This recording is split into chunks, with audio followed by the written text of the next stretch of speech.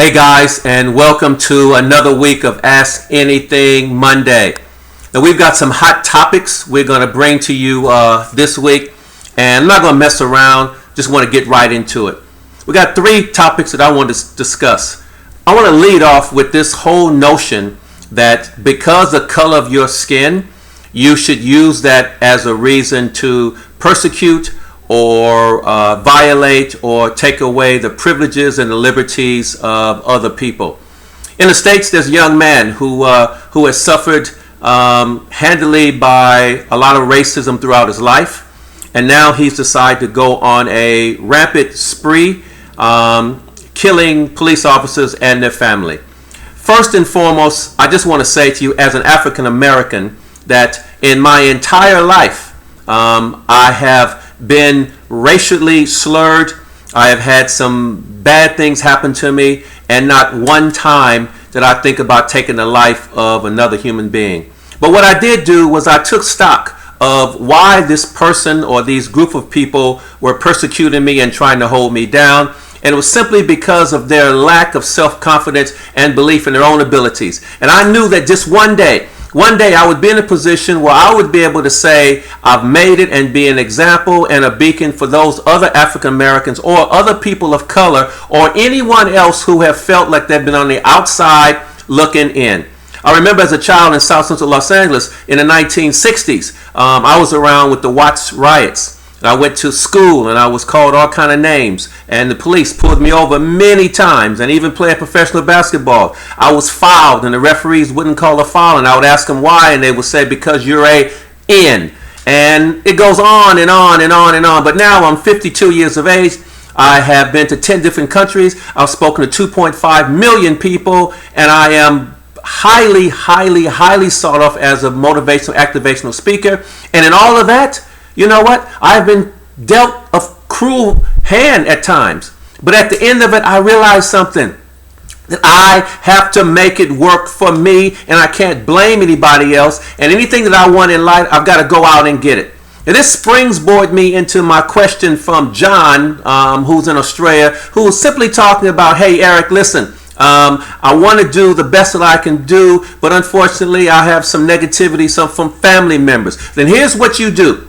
You sit down with the family member or members who are trying to get in your way, and you clearly need to articulate your goal, your purpose, and your dreams in life. And I would say to them, one-on-one, face-to-face, that because of their attitude and because of their comments, that they potentially are getting in the way of you staying focused. Let them know how important it is for you to succeed in order for the family to succeed. Whether it be your wife or whether it be your husband or your brother, your sister, or your children, they have to see that within you, you are stringent in what you need to do and you don't have time for their negativity. The second question comes from Georgina. What's up, Georgina, down in Melbourne? And Georgina asks, okay, Eric, so I've got my goals, but my finances are tight.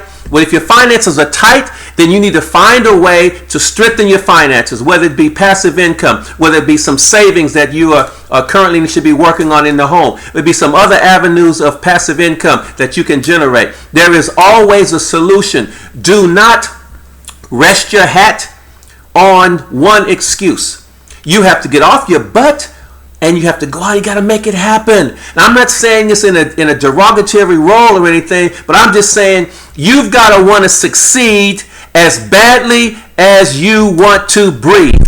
It's just as simple as that. And then my homegirl, Christine over on the Gold Coast. What's up, girl? I know you're sitting there, you think, Eric, what about me? What about my question? Here's my question. I believe in you, yes.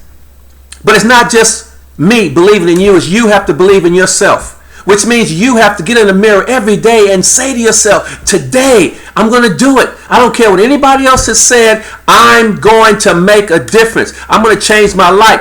I have goals. I've got dreams. I've got aspirations. And you know what? Here's my plan. I'm going to stick to it. And then what you need to do is you need to piggyback off of other people who are doing it. Hang around them. Don't put yourself in the positions when you have to listen to people who are negative and don't have your dreams and your goals. This week, guys and girls, wherever you are on the planet, this week I want you to focus on you. Not the past, not excuses, not what other people have said. Focus on what's in your heart. This gentleman in the States who was doing all this killing, if anyone knows him, or if you happen to if you see this on YouTube, my brother, please put down the guns. It's not worth it. Why would you want to take the life of someone else who's had no correlation to you whatsoever? Everybody was born to succeed. And if you think that your life is tough, for those of you who know the Bible, there was a man by the name of Jesus Christ. He was put on the cross by his own people. The Jews had an opportunity to set him free. But what did they do? They chose Barabbas.